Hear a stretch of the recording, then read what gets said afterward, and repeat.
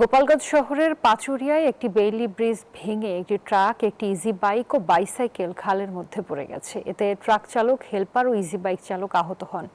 প্রত্যক্ষদর্শীরা জানায়, রোববার সকাল ৮টার দিকে বালু ভর্তি ট্রাকটি শহরের দিক থেকে ঘোনাপাড়ার দিকে যাচ্ছিল। শহরের পাচুরিয়া এলাকায় বেইলি ব্রিজটি পার হবার সময় ভেঙে ট্রাকটি খালের পানিতে পড়ে যায়। এ সময় একটি ইজি বাইক ও একটি বাইসাইকেলও খালে পড়ে যায়।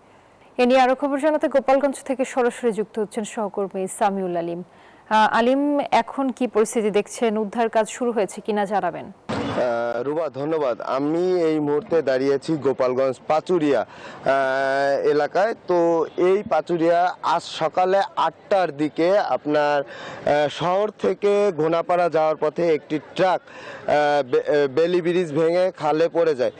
এরপর ৮ ঘন্টা পেরিয়ে গেলেও এখন পর্যন্ত সড়ক বিভাগের কর্তৃপক্ষের নজরে আসেনি বা তারা এখন পর্যন্ত কোনো ব্যবস্থা নেয়নি।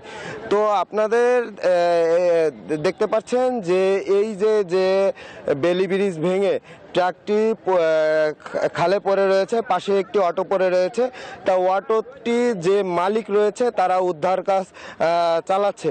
এছাড়াও আপনাদের একটু বলতে চাই যে এই যে ঘটনা ঘটে এরপর থেকে যে এই যে সড়ক মানে মূল গোপালগঞ্জ শহরের যে শহরে চলাচল কোর্ট রয়েছে, অফিস আদালত, স্কুল কলেজে যাওয়ার জন্য এই ব্রিজটি ভাঙার কারণে সময় মতো শিক্ষার্থীরা স্কুল কলেজে যেতে পারেনি এবং যারা চাকরিজীবী তারা সময় মতো অফিসে যেতে পারতেছে না।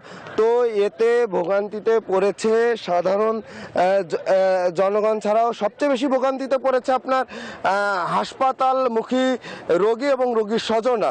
কারণ আপনার এই মূল সড়ক দিয়ে আপনার এটাই আপনার হাসপাতাল বা মেডিকেল কলেজে যাওয়ার মূল সড়ক। এই সড়ক দিয়ে যাতায়াত করতে পারতেছে না। এতে ভোগান্তিতে পড়েছে রোগী এবং রোগী স্বজনরা।